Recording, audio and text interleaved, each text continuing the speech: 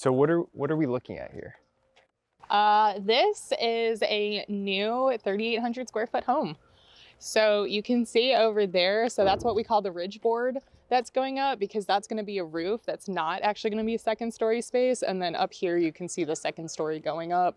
And then the sheathing, which is all that plywood that goes around the exterior, that is part of the waterproofing system. So that is part of what helps keep the building watertight. So on top of that is where you'll see the building wrap. Like I'm sure you've seen buildings that have like the Tyvek around them. So that's our next step. And that's another portion of that waterproofing membrane.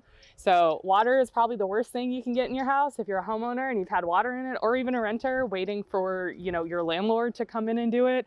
It is the absolute worst. My motto is no leaky buildings. And so that's why there's so many steps to that waterproofing element. Like your roof is involved in it, the face, and it goes all the way down to the footings. So we waterproof the face of the footings as well. So was this a vacant lot when you got hired? No, this was an existing home, which was still just as far off of these two houses. So the home that was here, we tore down, we demoed it out, and then we started building on top of it. Wow. And the market here in Hilton Head is very much turning into that cycle. We're seeing a lot of these homes that were built in the 60s, 70s, 80s that are now changing hands, and these lands that have really accrued value now are much more valuable once you put a newer building on them. Yeah, we've seen lots that actually demoed, they're worth more. So like, if you take your house down yourself, your lot, if you have one of the old homes, it's worth more. How many projects like this do you have going at any one point in time? Usually about 4. So in this stage, like Calandra, which is another project of ours, they're sheetrocked. So we've done all of our initial prime coat on it. So our team that framed that house then comes over to this one. So we have one framing team that we work with. He can always get more guys to go faster if we need to, but that crew kind of goes around, and that's what really sets our schedule, is that framing crew. How long are you in this project for, time-wise? We've been here for, honestly, only, I think, like 2.5 weeks. And you demoed it? No. Okay. So the framers. Sorry, I was Okay. speaking to our framing crew. So we tore this down 2 months ago. Okay. So there's a whole demo permit process where you have to gather lots of information, like validate that you've disconnected the water and the electrical. So you have to get that documentation from the service providers, and then you pull that demo permit. But they do a pre-clear check. So until you pass that pre-clear inspection, you can't tear it down. So we were kind of hung up in that cycle for a little bit, and it took us a while. So after you put your foundation in, you can't pour it yet. So like all of that block down there is filled with mortar. You can't pour the mortar until you get a survey that validates your setbacks. So they won't let you put anything in until you send them like a survey. So it's a document that says, yes, they're not violating any of our regulations. This foundation is in compliance, because they've had too many people that would violate that, build a bigger house, and they wouldn't know until it was done. Oof. And you can't do anything about it then. Yeah. So that's where we started having to do that. And then once we're topped out, we have to do an elevation certificate too, because everyone pretty much, like 35 feet is as high as you can build on this island. So this building is built to 34 feet, 10 1/4 inch. That is pretty much what all of our homes get built to, because we need that play to stay under 35 feet during construction. But we have to come out, survey it, and before they'll let us do anything else, we send that in to say we did not go over 35 feet. Sounds like there's a lot that goes into building a house, huh? We've had a lot of contractors that don't write rules, so we've gotten more rules. Gotcha. The rules have gotten a little beefier, which is fine. I mean, we live on this island. We're raising a family on this island. We're very protective of it. So we like the rules because they keep our island healthy and beautiful. So I don't mind complying whatsoever. I mean, throw them all at me if it's going to keep our island the way it is. All right. Well, would you mind kind of showing me around and letting us walk through?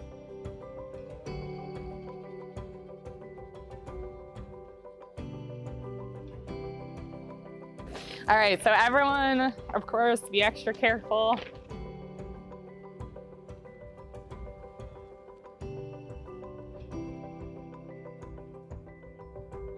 So yeah, right now we're in the main living space. So this is the living room. This is the kitchen and living room. So that's kind of like a little dining room and kitchen eating area. Out here is going to be a patio, and then we're putting a pool in right there. Wow. Yeah. Do you do the pool yourself, or you bring in a pool person for that? We have a pool contractor. They actually operate under our license to pull their permits for the pool. So of course it's still all under us and regulated under us. But yeah, this was one where sometimes with these lots, we have to do the pool first because we don't have access. But with this one, we actually do. We had to like ensure that we have a lane to get the equipment back here to excavate and pour concrete. So for this one, we'll end up having to pump the concrete, which is a lot different than being able to like take it from a truck and place it on site like we normally would do, because pumping it, you end up having to do lots of different admixtures. And you also, so your aggregate, because concrete is like powdered Portland cement with aggregate and then water. And the aggregate has to be smooth riverstone. You can't have coarse aggregate when you're pumping concrete. And so it actually costs a little bit more to pump it as well. And typically you'll put different admixtures in there to condition the concrete so that it flows through the pump easier, because concrete isn't the most workable substance. If you've seen it placed before, or if you've handled it, it's not as tameable as some of our other materials. This may or may not come as a surprise, but I'm not quite often on construction sites. Really? In my office, behind a desk. Is it normal that the houses are built this way, or is it unique to the area in terms of all this plywood and 2x4s that I'm seeing? Yeah, so there's definitely a couple different considerations. So we're on the coast, so we have much higher regulations from a moisture and wind perspective.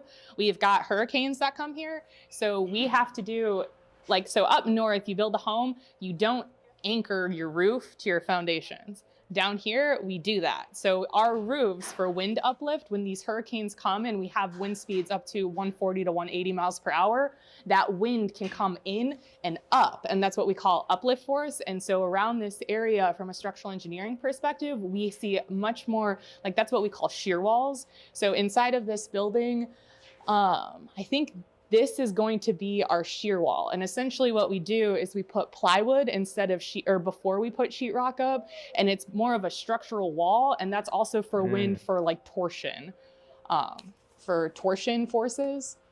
So pretty much down here, we can't use wood unless it's for framing. So any finished wood, so like hardwood floors, we won't do that. Unless it's an engineered hardwood that will stand up to the humidity and salt that we get down here. And same on the exterior. So all of our siding is hardy plank, which is a cement fiberboard that does not contract or expand when we get our really humid summers where it gets up to like 110, 120 with the heat index. So that's, the whole building envelope is resistant to moisture, to humidity, and to salt. So and this is a 2-story house? Yes. Where's the stairs? We're not building the stairs yet. They're over here. So stairs structurally are typically one of the last things we put in. We're normally under roof before we do a staircase. So the stairs will go right here. And the reason for that, you see all of these bracing members we have flying around. These all come off. Like I said, they're typically they're hammered in, and they're for keeping everything straight. Like if you imagine you're setting a wall up, it needs to be braced because it's not braced from up there until we have the whole roof structure, everything set. So once we can take down all of these bracing members, then we have the ability to do some of our smaller cuts. So we want to get the big long members up first, and then these are the studs that go, and they prevent the studs from twisting in the middle. Anytime you have studs that go over 12 feet, you need to have these to support them and stabilize them. And then that one will go up like that too. So if you've seen them frame that way. So once we can get all of these bracing members down, because the main structure is up, that's when we start going in to do the smaller things.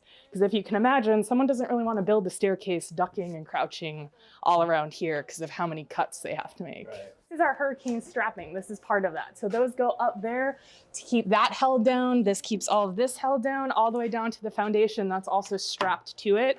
We have 2 methods of adhering the building to the foundation. So you can do threaded rod, which is where we physically set like a J-bolt into the foundation that screws in and anchors to the sill plate, or we do these straps. And most contractors like the threaded rod instead of the strapping because it's much faster. But the strapping is just a bit more time consuming. Some of the more old school builders still like strapping their foundations. So these are engineered. So You can see we have different members all on this site. This is engineered I-beams.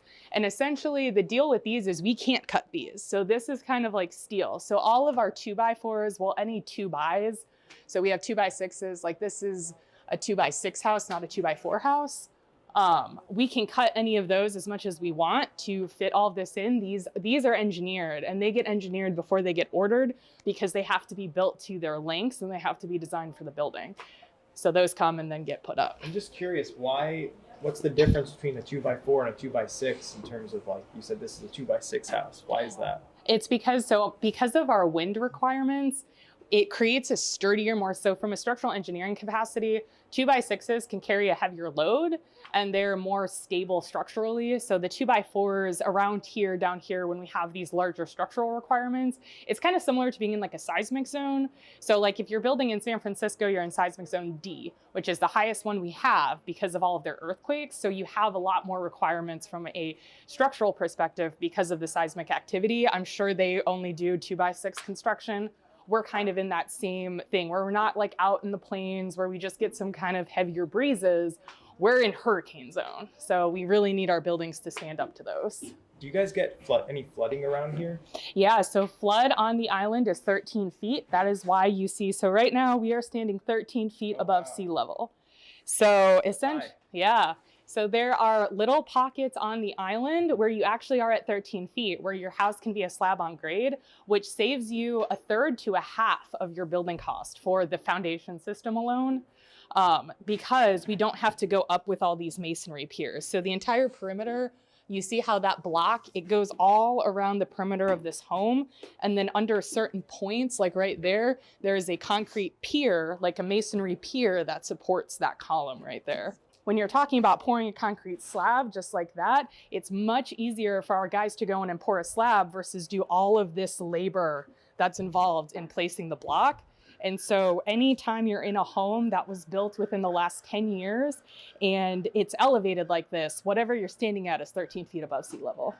And that's because of our storm surge. So when we get the hurricanes, we've never seen storm surge go, I think it was above 10 feet. And so we have that little buffer.